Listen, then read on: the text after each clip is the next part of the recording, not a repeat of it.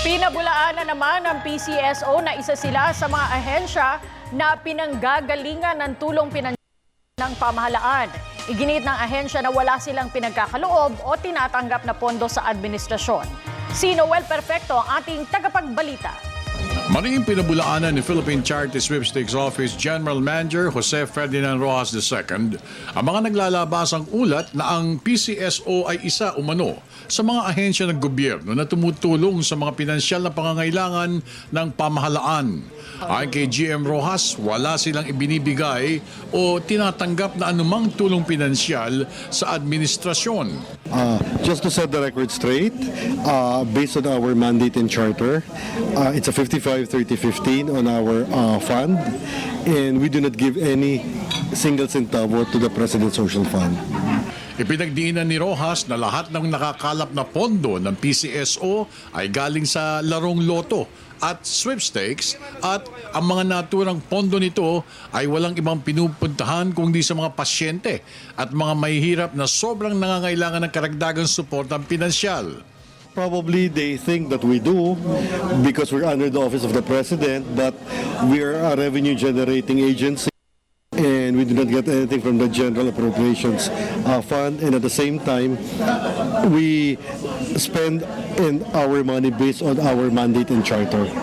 So, ulitin ko lang sir, wala po kayong binibigay sa Pangulo? Wala. At walang nakukuha ang Pangulo? Wala kaming binibigay at wala kaming nakukuha. And everything is based on our charter. That the 55% prize fund namin, 30% charity fund namin, 15% operating fund namin.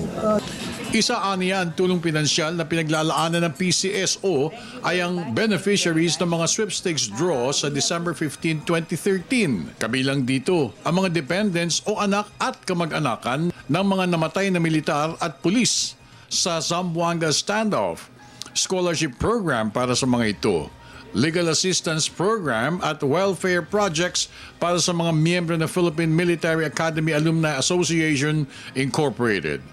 Isang Memorandum of Agreement ang nilagdaan sa pagitan ng PCSO at saka ng PMAAI para sa naturang pabenepisyo ng pamahalaan.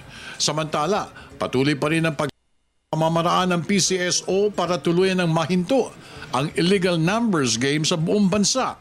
At ito lamang aniya ay ang pagpapatupad ng inaantabayan ng Loterya ng Bayan. Unang-una, lumaki ang kita ng gobyerno, lumaki ang kita ng PCSO, magkaroon ng lehitimong employment ang mga tao natin sa iba't ibang probinsya nationwide, at pang-apat naman para masugpo at ma-eradicate ang illegal number activities.